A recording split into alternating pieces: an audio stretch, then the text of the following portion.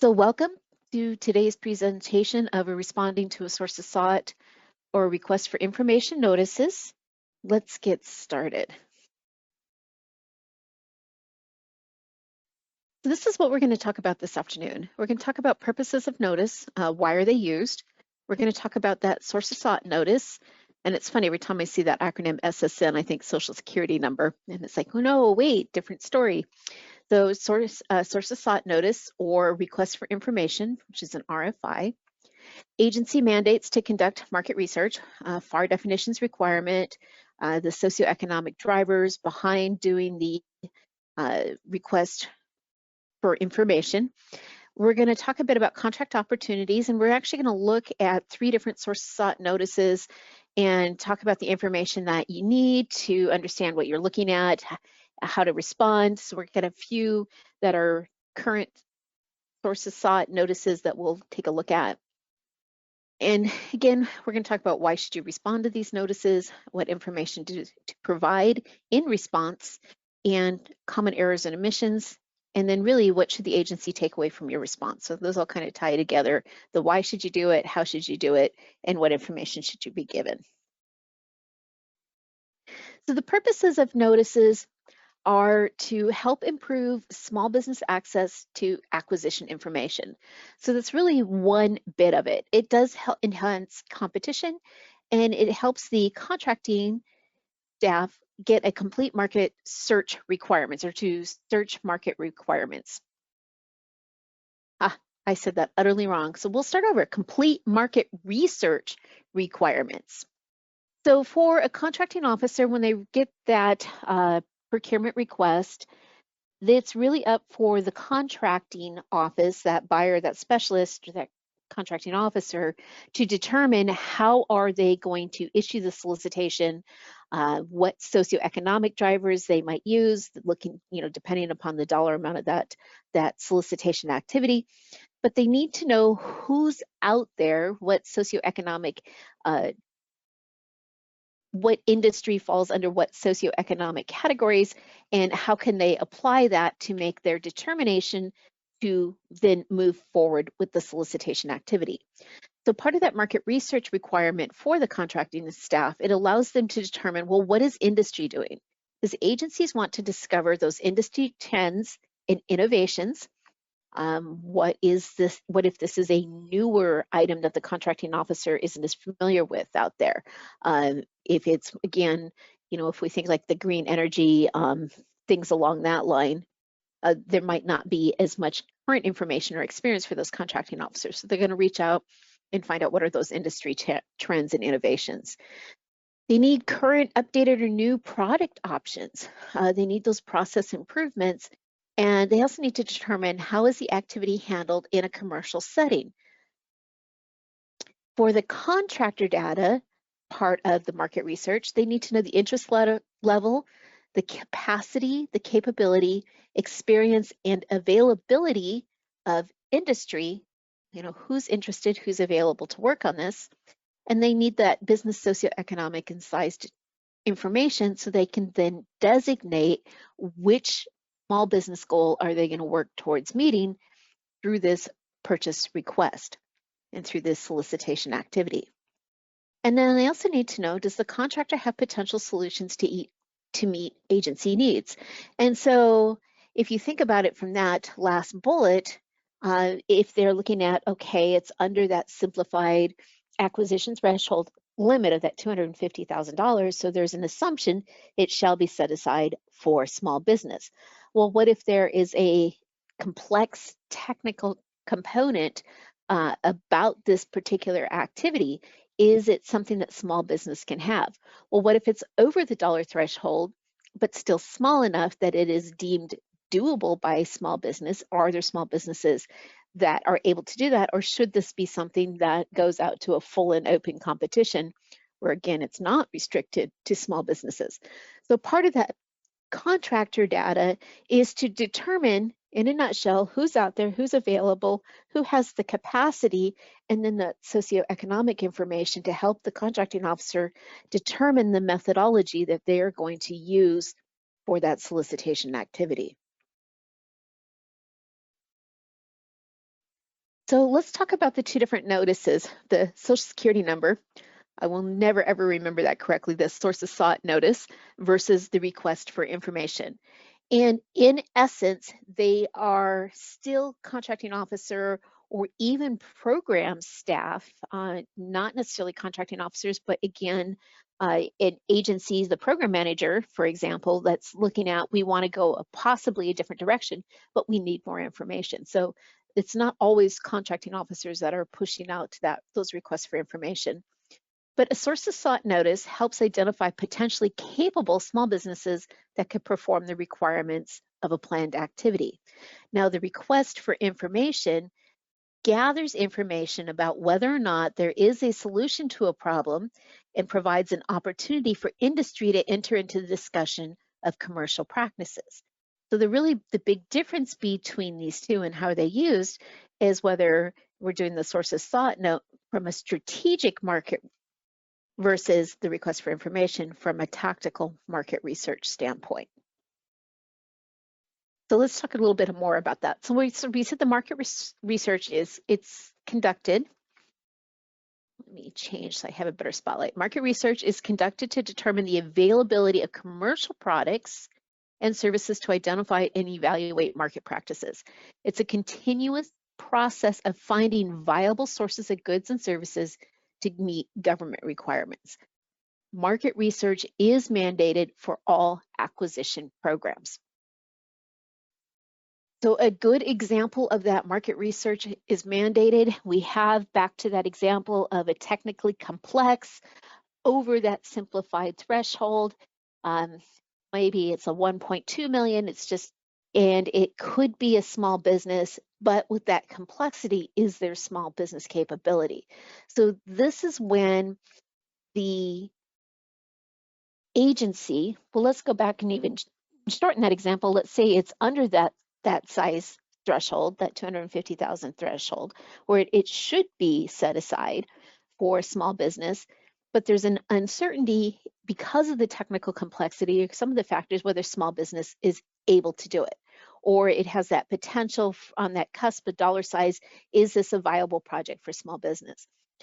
So for an agency to be able to put something out for full and open, especially if it's under that 250 threshold, the contracting officer has to submit the request.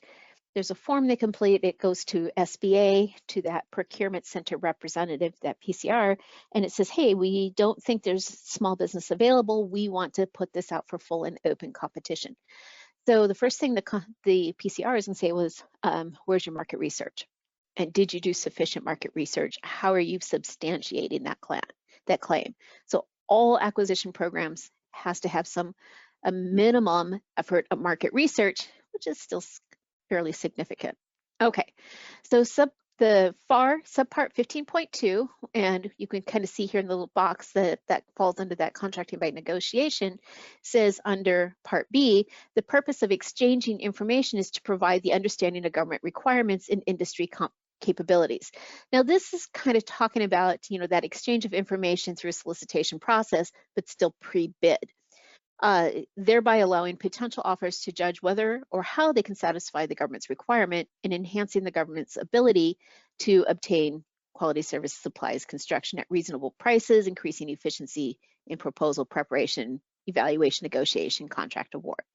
So this whole point of discussions, and again, this is that pre-bid process of talking to the industry of what is it the government needs, who's out there, and how can that be done. So that kind of falls into that RFI, the request for information, may be used when the government does not presently intend to award a contract, but wants to obtain price, delivery, other market information, or capabilities for planning purposes. Responses to these notices are not offers and cannot be accepted by the government to form a binding contract. There is no required format for request for information. So that kind of goes back a screen when we were talking about that difference between strategic and tactical. And often we're thinking, well, if we have these requests for information and it's not necessarily going to be used for an immediate solicitation, why should I respond to that? And we'll talk about that, why should you respond, in just a second. So let's talk a little bit more. So FAR 52, now we can see that that's the FAR part 52, which is solicitation provisions and contract, this request for information or solicitation for planning purposes. So here, this is a provision, quite simply because it has that little fill in the blank, and it states the government does not intend to award a contract. And I'm going to paraphrase, you guys don't need me to read every single line, but the government does not intend to award a contract. Although proposal and offer are used in this request for information, your response will be treated as information only and not used as a proposal. So this is just the clarification of saying, hey, we need information from you. And this is kind of standard language that you're going to see at the start of all of these notices, whether they're labeled as a source of sought or that request for information. So again, this is just the government saying, hey, we need this information, but please don't assume it's automatically, you're not bidding. You're providing this for industry communication and for the benefit of both parties, and by that I mean industry and government. It is not necessarily going to, this activity will not necessarily result in a contract. So FAR Part 19, again, and here just kind of where that's, and this is part of that small programs. So this is where that socioeconomic component for the purpose of market research. So this is called locating small business sources. And so it says the contracting officer shall, so that means it's an absolute, to the extent practicable, encourage maximum participation by small business, veteran-owned, services, etc. Before issuing solicitations, the contracting officer should make every reasonable effort to find additional small business concerns. And again, that helps the agency determine that which goal can they focus on based on that availability, that industry market pool. And of course, it's a part of the publicizing solicitation contracts through the government-wide point of entry, which is the contract opportunities. So kind of delving a little bit further into that same FAR Part 19, it says, shall review acquisitions, determine if they can be set aside for small business. Okay, so this is that socioeconomic component of we need to know who's out there. Now, in the contracting arena, part of that requirement for best due diligence to make sure that the government is spending those taxpayer dollars to get the best benefit, there's that requirement of competition in procurement. So we have that rule of two, where there has to be at least two bids to help determine competition, because when there is a competition from the price aspect, it helps drive down those prices. So if you're just looking at a sole source or a directed award, the contracting officer has to go through a process of just let me slow that down, has to go through the process of writing up a cost justification to state that even though there wasn't competition, that they feel the prices are fair and reasonable based on other research that they do to state that this is kind of a market standard cost for these type of activities.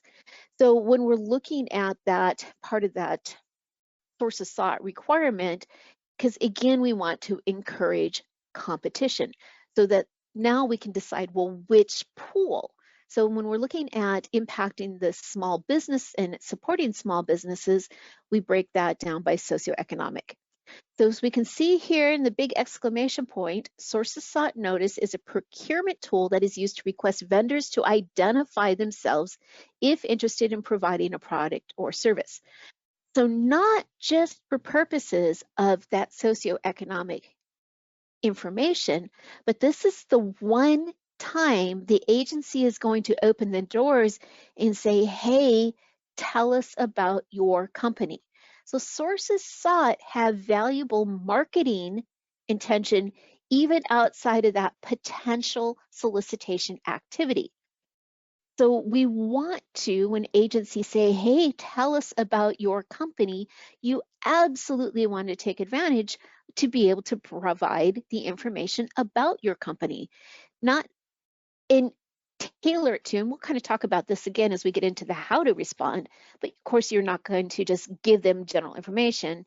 But again, let me not get ahead of myself. Okay, so I can't stomp my foot, pound the table, use some sort of sound effects, but this is the procurement tool used to request vendors to identify themselves if interested in providing. So we want to take advantage of that. Again, we kind of talked about it's not a solicitation for work, it's a request or a request for a proposal, it's a request for information. The data provided helps the contracting officer determine who's out there in any given market, what industry is available, what is their capability and their interest, and it provides that data to determine reasonable expectation of response. And quite honestly, this little bullet here should also have another exclamation point. This one bullet item, reasonable expectation of response, is what contracting staff hang their hats on if they want to go from a small business set aside to full and open competition. Now, if you're a small business, the less competition you have, the more favorable your odds. And if you are out there in swimming in the big waters with the full and open with all of the other entities that are not small business, that have different overheads, that could be more price competitive, that might have more past performance experience, those odds for you as a small business decrease. It's a little bit bigger of a battle on your proposal to be able to be the awardee. So again, the contracting officers have to be able to respond on or have to be able to reply on those industry responses saying, hey, we are interested, there is sufficient small businesses that this should be a small business set aside. Okay, and then it also helps to determine what type of competition, if any, and should it be a set aside? And again, here's that FAR clause that talks about that rule of two, or if it's going to go full and open, or if it's going to be a sole source. Sometimes we'll see sole source notifications, or we might even see a special notification, which is kind of a type of sources saw it, with saying, hey, industry, the agency plans to award a sole source award if you think that you can provide this product, this data, this activity, please let us know. Otherwise, the award is going to move forward and this company will be awarded that. So those sole source announcements are the same thing. They're kind of a much more focused target. But again, that's the contracting staff community communicating with industry. Okay. So when we talk about socioeconomic drivers, especially in the solicitation realm, we really have these two buckets, or in this case, umbrellas. So we do have the small business set-asides, and then we have, just as SBA defines it, other than small. And this is where we get into our unrestricted, our open competition. So it's either one or the other. It's either a small business set aside or it's other than small. And this means it's anybody, large businesses, universities, nonprofit organizations. There's no restriction as to who can bid. It's full and open. Now, under the realm of small business set asides, of course, we have set aside the possibilities under HUBZone, the service disabled veteran owned small business, 8A, or the woman-owned small business. Now, of course, there's the subset of the veteran-owned small business. If the agency that's issuing the solicitation is the VA, Veteran Affairs, they can do sole source or restrict competition to veteran-owned. For all other agencies, including the Department of Defense, it is the service disabled veteran-owned small business set-aside opportunity. For women-owned small business, there is an additional subset of the economically disadvantaged woman-owned small business. We might not see it as frequently, but that is also out there. And of course, 8A is that business development program where it's best known for that ability for sole source contracts, where the agency can work through SBA to do an award without competition. So in essence, sole source, under that 8A. Now these categories, these subcategories of small business set-asides do require SBA certification. So if we are seeing a solicitation that is restricted all the way down to one of these sub-levels, your business does have to have that small business certification by the bid due date. So again, back to this socioeconomic realm of small business or one of its subsets or full and open, the contracting officer needs to know, can industry in this realm provide, or do they need to open it up to a bigger pool of potential? So let's talk about searching for notices. So I pulled these screenshots, I updated them last night. I went into SAM, the domain contract opportunities. Here's all of those potential search filters. And I just wanted to show you a few. So I picked under notice types, as you can see here. Under the drop down, I selected sources sought, and then I went to the place of performance and I selected Alaska, just to kind of show you what that looks like if you're looking here within state boundaries. Now, I had to laugh, but I kept it anyway, is we have the same activity. Here's the original, and then apparently there was some difficulty and it was updated a few times. But you can kind of get this. This is the search results on the list, and you can see here the notice type. These are all sources sought. So we're going to have the name of the activity, the notification number, the agency, and a brief description. So let's take a look at it. Mostly I use this for purpose of if you want or looking for these, how do you search? Now in that drop down under notice type, there isn't a drop down option for request for information. Those are just identified as sources sought in the SAM contract opportunities realm, but the notification might say this is a request for information, just to let you know, again, since we discussed that difference. So here's one in particular, and I just want to pull out some of the information that one helps identify. So we have this multiple award construction contract, or MAC, for JBER, Joint Base Elmendorf Richardson. And you can see here, right here, underneath their title, they have this as a sources sought request. So this is the header for this particular solicitation page. It goes down to the description, general information. Well, usually it's like general information, classification, and then down into the description. I kind of have these just whatever fit best. So we can again see under the description, which is that start of the synopsis of the activity, it states this is a sources sought request only. So again, we can see as part of that FAR clause's requirement that they are putting this in here, that provision in here to say, hey, this is not a pre-solicitation notice. It may result in a pre-solicitation notice, but for right now, this notification, this specific activity is to pull information. And it tells you no solicitation specs or drawings are available at this time.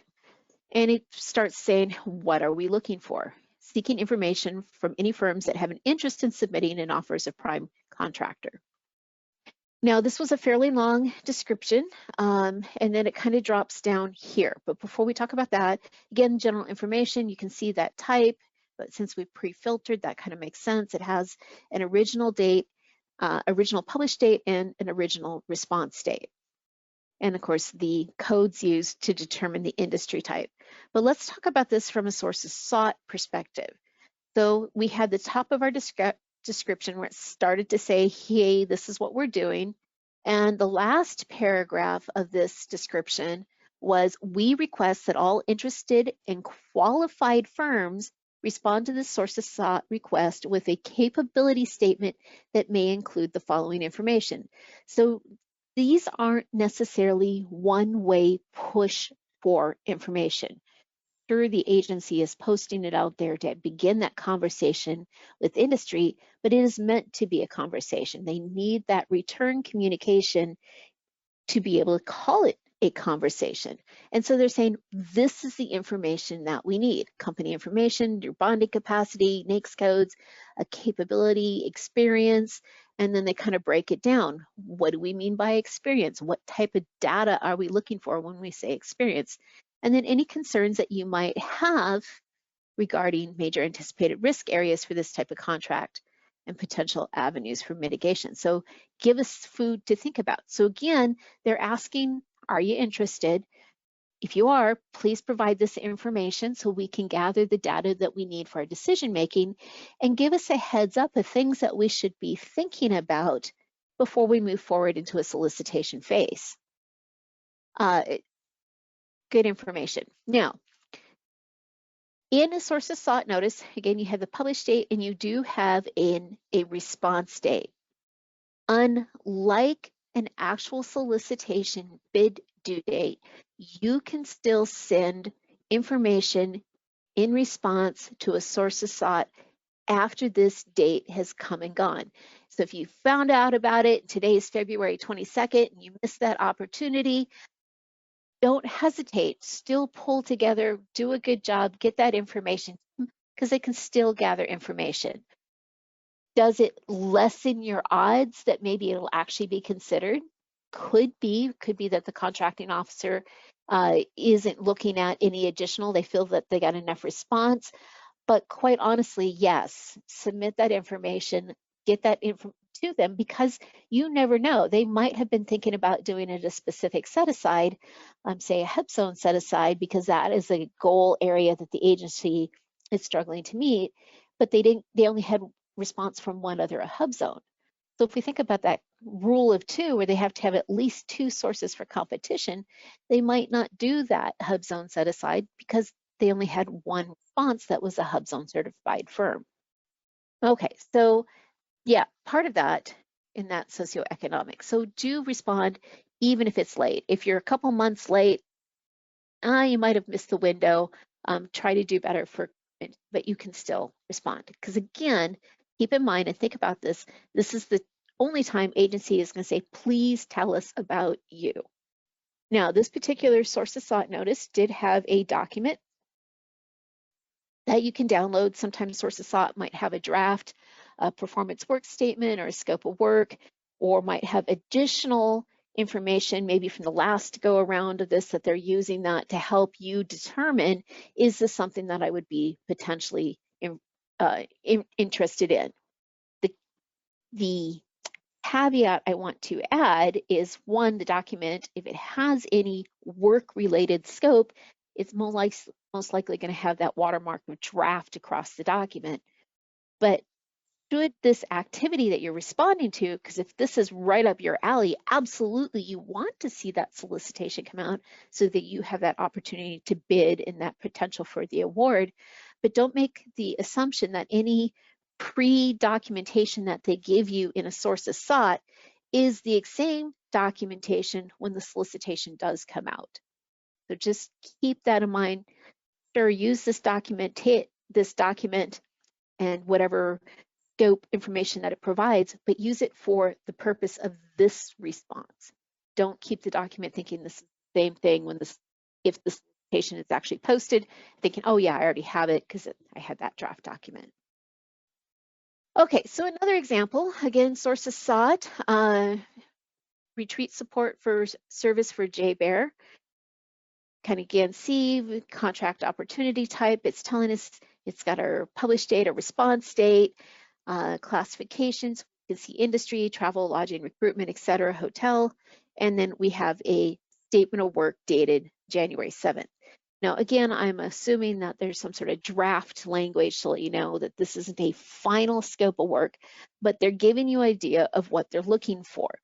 Now, before we even open that document, we should scan through the description that is on that synopsis page in contract opportunities. We can see from the beginning, sources sought notice for information planning purposes only. Pretty standard language to let you know this shall not be construed as a construction obligation or commitment by the government.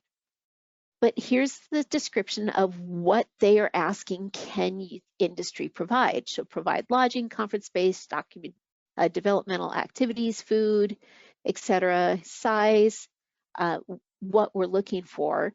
And then here is that, what do we need from you? Interested contractors may reach out to the below point of contact with the following: your company name, your unique entity identifier, your SBA size standard classification. That means, are you a small business? They do have a NAICS code here, whether that's in your SAM right this moment or not. Can you certify that you're a small business, or have in addition to your socioeconomic certification under that particular NAICS code? So that's what they're talking about for size classification, economic status, and statement of capability confirming company can fulfill this requirement. We're not just saying, yeah, I'll start a business and I'll provide this, or I can do anything. What do you guys need? Yeah, I can find a hotel. I can pull all this together. They're looking at that company could have that capability, capability confirming that yes, you can fulfill that requirement. So they're looking at a little bit of past information that support that yes, your company, this is what your company does. You have experience providing that. It doesn't necessarily have to mean that it's government contracting, maybe done this exact type of activity many times for many years for commercial events, but you are just now getting into that government contracting arena. So don't feel that experience and the ability to perform that and respond accordingly makes you ineligible if this would be your first federal contract. All right, and so my last example here, and I grabbed this one because it's a little different. So the agency is the Federal Aviation Administration, which falls under the Department of Transportation, and they're looking for level island remedial investigation and groundwater monitoring. So again, you can see a sources sought notice was posted. Again, general information, published date, original response date, classification, and this particular activity did not have any attachments. Instead, what it was doing is it was going to send you to a link for the FAA contract opportunities website. But in their description, they use a different terminology, which is why I thought this was a great example. We're used to, okay, we're looking for those sources sought notices, and this is what that is. Think of that again as a heading. And then instead, FAA calls them a new term, this SIR, screening information request. Same concept as a sources sought, just slightly different terminology. So FAA contemplates issuing a screening information request for environmental service necessary to perform remedial investigation at FAA's Level Island former landfill and conduct groundwater monitoring at the various AOCs. Okay, so there's our description. It goes through, and again, this was a long document. I didn't grab the entirety of it, but if this is something you're interested in, I have the links for each one of these at the bottom of the screen. And what they're asking for, it says, in order to better understand the market for this potential requirement, FAA requests the following information from interested SEDB, and this is again, they're looking for 8A certified vendors. And here's the information that they're looking for. Sam, and here again is the who to send the information to, and please respond. Another interesting thing from FAA is they have a notice. Failure to respond to this pre-solicitation will preclude a contractor's ability to receive a copy of future solicitation. So if this was me looking for my company and yep, February 7th is come and gone, I would still absolutely reach out to the contracting officer, especially since this is failure to respond may preclude you from actually getting the solicitation. So we want to get into that conversation with that point of contact, which they have here. At the bottom of each one of these pages, it does list the point of contact. I just didn't copy it for the purpose of today's webinar. But absolutely, I would reach out to them and say, hey, I just found this. I'm still interested. Can I send you that information? Or just send it and then follow up with, I apologize for being late and missing your goal deadline. I still want to be considered. Okay. So now let's start getting into this, what information you provide.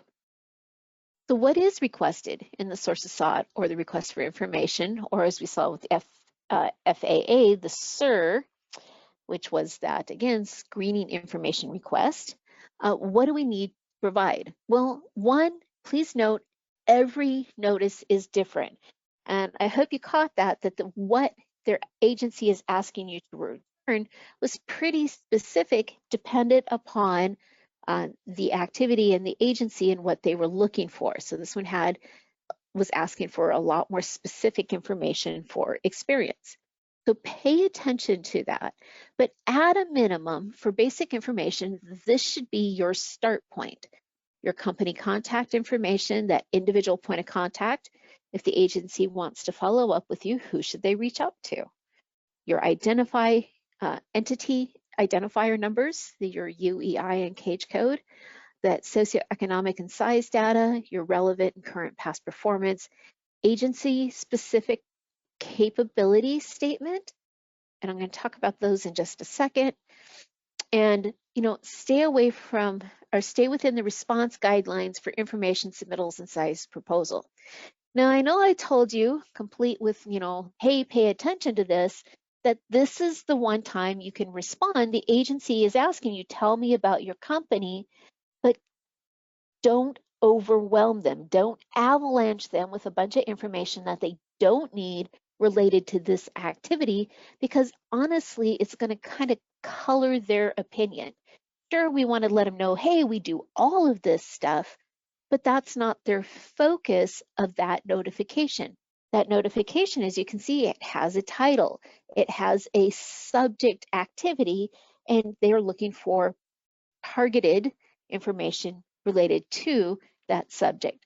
So when you do your capability statement, and we'll talk about that here in just a second, you want to make sure that that's really highlighting those factors of your company's performance and skill set in relationship to that solicitation or that sources sought notice.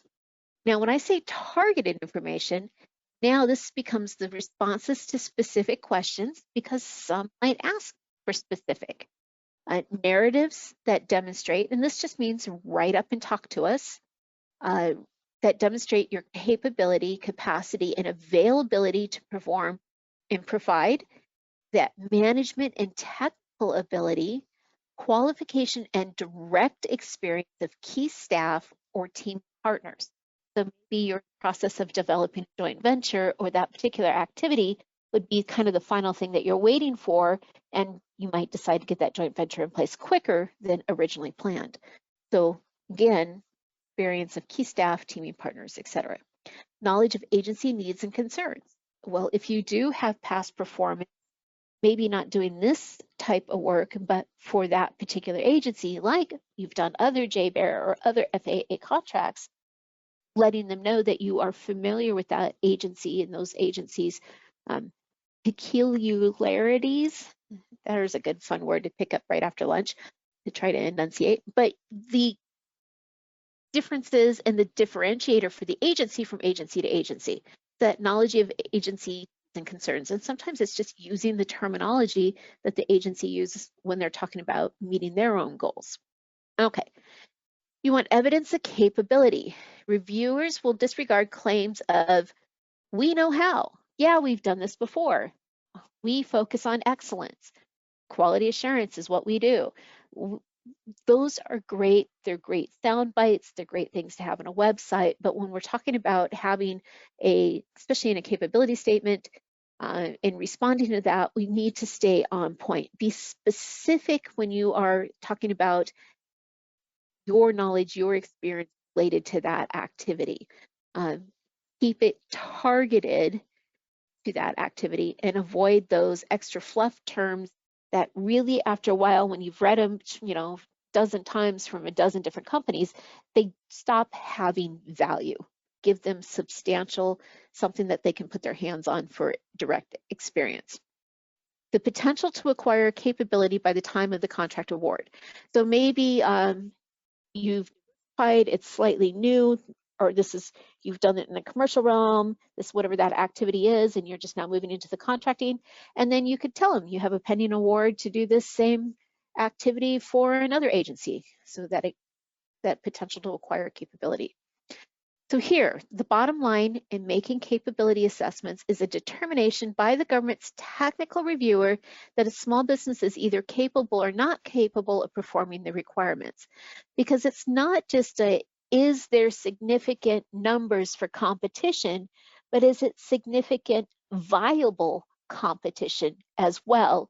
Or should the agency either move to a different subset of small business set aside, or again, move into that realm of full and open competition?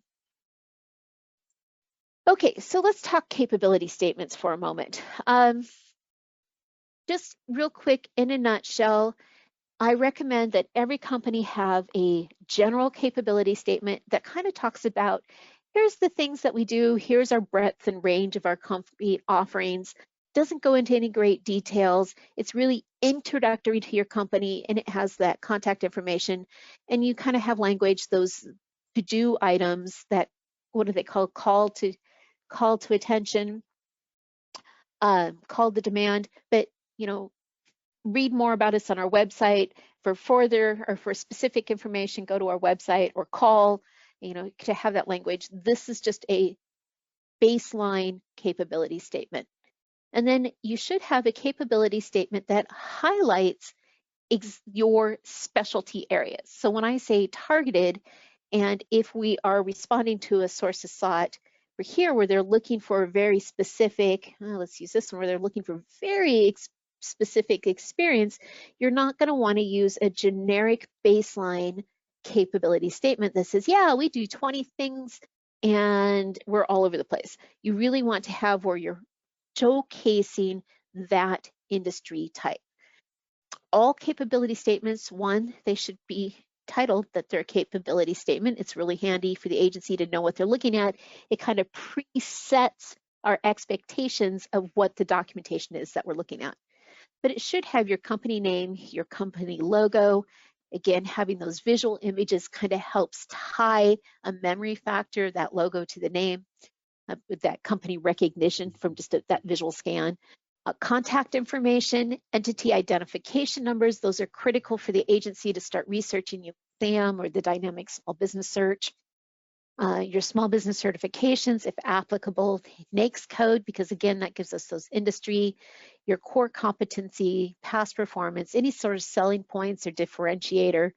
Photos, if it fits, if it really highlights, but don't add photos just for the sake of adding photos, okay? Again, when we're talking about for that targeted purpose of responding to a source of sought, we want to stay on target. And we can have a line. We have other lines of offering for our company. For more about our company in full, go to our website. Again, have multiple templates. And it doesn't mean that you have to have like 3 different templates. I just happen to grab these as examples. You could use the same format, but maybe you want to have capability statement, remedial engineering, structural engineering. What if you're where you're highlighting one particular aspect of your company? So you can kind of subset those capability statements. Again, the goal of these is to begin a discussion. Capability statements can be more than 1 page. Now, if your source of sought notice says, please no more than 1 page, absolutely, that is one of those little tricks. The agency wants to know, are you really paying attention while they're trying to communicate to you? That's like you having a conversation with somebody you really want to get to know or enter into a business with, and they kind of conversation and saying, hey, kind of talk quietly, I have a little bit of a headache. Do you want to start shouting immediately how great you are? No, pay attention to those little drivers that keep you on focus. But yes, capability statements can be multi-pages depending on how they are used. Okay, before I go into that, more information on how to develop a capability statement if you're looking for more ideas. I do have an on-demand recording. Here's the link to our website that will take you specifically to, and you can see this was just done last month, so it is pretty current. All right, so why respond? We started talking about it. Yeah, the agency is asking you to, but why should I? All right, so why respond? One, it determines set-aside type, if any. So the only other thing I really didn't talk about in the what to respond, this basic information, is, well, I did hear the socioeconomic size data.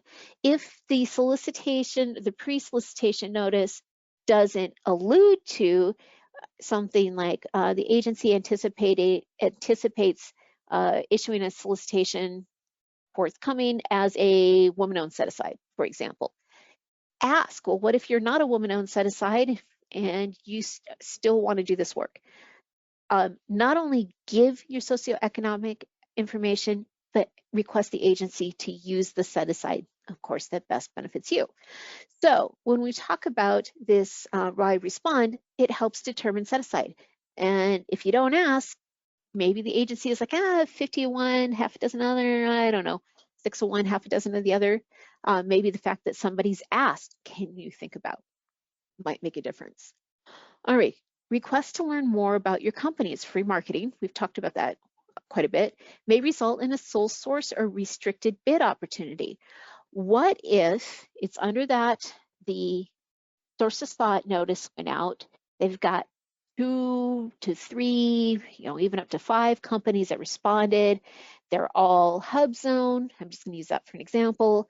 All of them are really good, viable companies. Well, the contracting officer doesn't necessarily have to post the solicitation activity until it exceeds that simplified acquisition threshold.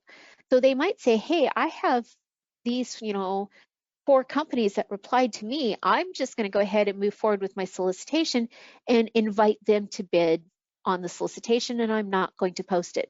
I don't need further competition.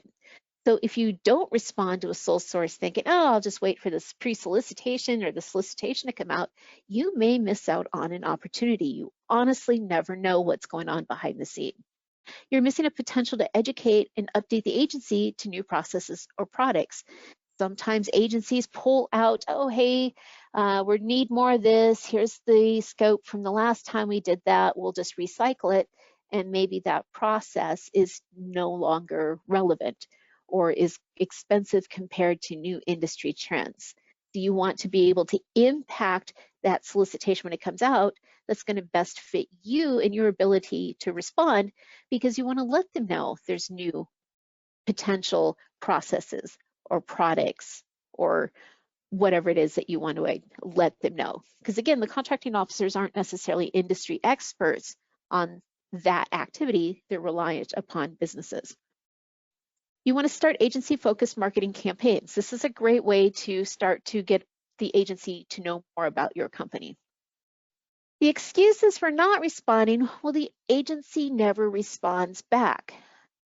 All contracting officers, all the small business liaisons will tell you, I'm going to tell you now, there is nothing in the FAR, in any of the subparts that says 8 contracting officers shall respond to sources sought notifications. Absolutely not. That's just an additional burden on the contracting officer. They've done their part by putting that information out and asking you to respond. You do your part by responding. The agency is not necessarily going to respond other than to say maybe, yes, thank you for sending that, I received it. What we don't know with sources sought notification and that feeling of, hey, we never see and we never get a response back, is we don't know where they are in their contracting activity. Are they doing this for budget purposes? Are they asking for sources sought because they have multiple options? Do they want to try to keep limping an existing system along, or do they want to scrap it and go all new? We don't know what's going behind the scenes that was part of that trigger for that request for solicitation. And we don't know when the activity timeline is. How high of a priority is this particular activity, especially in an environment where funding may be really low, as in continuing resolution, ongoing and rolling continuing resolutions. Funding may be slow to be realized, to actually be issued down to the contracting offices, go ahead and start spending, or again, priorities change. Okay, so the agency is not going to respond back. Don't take it personally. We don't know the full story behind why the request was out there in the first place. We just want to get the company, get our company name familiar to that contracting officer. Again, excuses. I'll just wait for the solicitation. Again, lots of reasons you might miss out. The title might change. They might have gone a slightly different direction. And if you're waiting for the exact same wording as was used in the sources sought notice, you might be missing that communication. Again, don't just assume that there's going to be more information on that activity. I don't have time, I don't know how. In the time factor, that's when maybe less is more, and maybe you might want to use your general capability statement and say, yes, at least have a minimal response and let them know. We apologize. that we don't have time to pull a full sources sought. We're in the middle of something else. Again, I don't know if that's a great strategy to kind of air your company's current scenario, but it is a business decision to decide if this is something you want to chase now when you're weighing your staff time. But again, keep in mind the importance of these sole source requirements.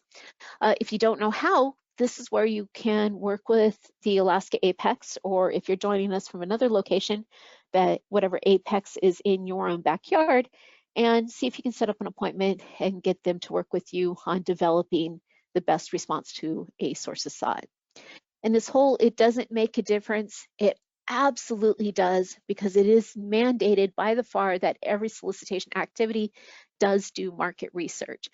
And poor response from industry doesn't make it a poor effort from the contracting officer, and they can make decisions on the lack of industry response.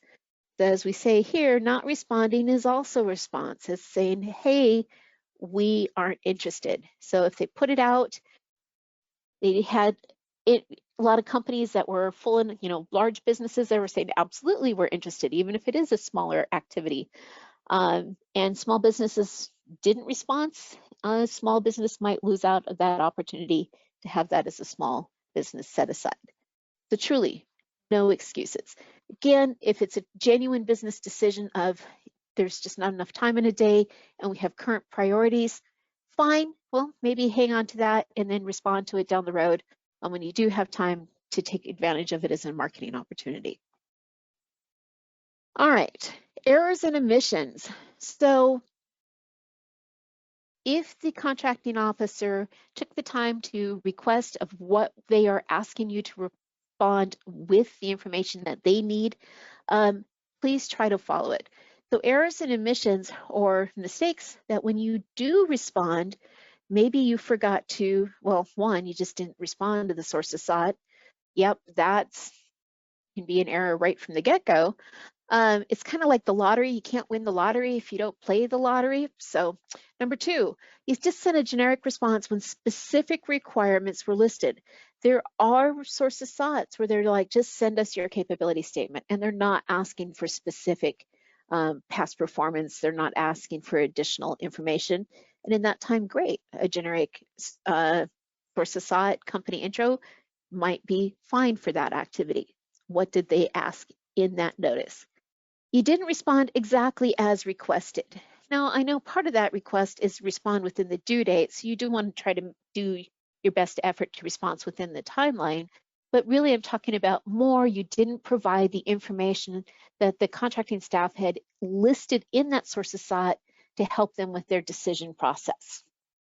You didn't take advantage of the opportunity to present your business. You didn't, attach a generic that didn't target the request notice. It's kind of ties back 3 and 5. You didn't really do what was asked. 6, you forgot to ask for a specific set aside. Again, ask. We are a woman-owned small business. We have our certification. Would you consider doing this as a woman-owned small business set aside? Or, we're woman-owned and HubZone certified. Would you consider to use one of these small business set-asides? Again, those subcategories make a smaller business pool because certification is required. Whereas just a small business, your certification is the process of going through and having your active SAM registration. It's a self-certification process. And 7, you didn't necessarily follow up at a reasonable time.